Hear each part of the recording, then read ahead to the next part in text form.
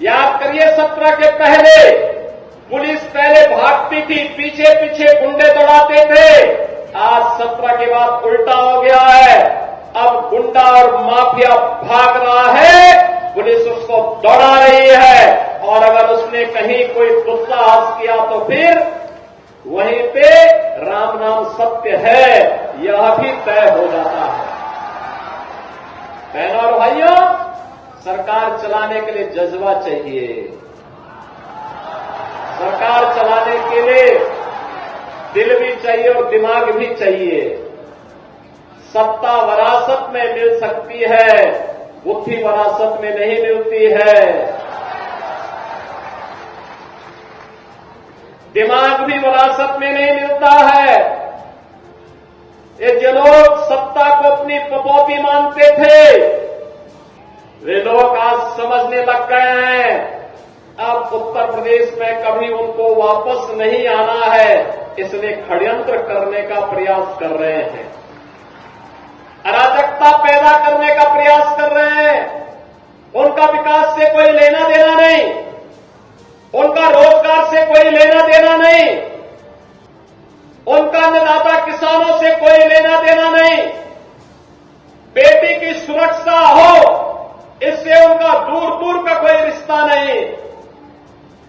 उनको व्यापारी का सम्मान हो, इससे भी कोई दूर दूर तक रिश्ता नहीं। और तो आप देखते होंगे जब उनके किसी एक माफिया शागिर्द को, किसी डकैत को जो पुलिस मुठभेड़ में मारा जाता है, जब मारा जाता है तो इनकी दुखती हुई नस पर जैसे पुलिस ने उंगली रख दी हो, तब ये चिल्लाने लगते हैं। आप मुझे बताओ, जो डकैत पुलिस मुठभेड़ में मारा गया, जो मारा गया, अगर वह डकैत जैसे हथियारों का प्रदर्शन करते हुए डकैती डाल रहा है, वहां ग्राहक भी बैठे हैं, ग्राहकों को खड़ा करके एक तरफ करके अगर गोली मार देता तो क्या उनकी जान को ये समाजवादी पार्टी वापस कर पाती क्या? और वो किसी भी जाति के हो सकते थे।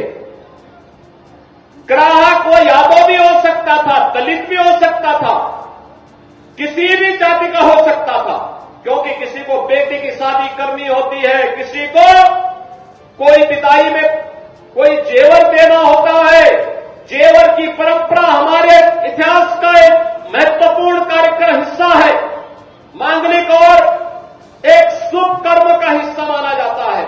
और अगर जेवर खरीदने के लिए किसी शराब और किसी सुनार के घर में व्यावसायिक प्रतिष्ठान में कोई ग्राहक गया है और उस ग्राहक के साथ लूट हो, उस व्यापारी के साथ सरेआम लूट हो, डकैती डाल करके करोड़ों रुपए की डकैती डाल दी जाए, अगर डकैत हत्या करके भाग गए और पुलिस के पास सुराग नहीं मिलती तो यही लोग बोलते देखिए साहब अराजकता है। और अगर पुलिस ने पकड़ लिया, कार्रवाई कर दी और फिर मुठभेड़ में, आपसी मुठभेड़ में डकैत मारा जा रहा है, तो समाजवादी पार्टी को बुरा लग रहा है, कह रहे साहब ये नहीं होना चाहिए था। तो क्या होना चाहिए था? पूछना चाहिए। थोड़ा पूछिए इन लोगों से क्या होना चाहिए था।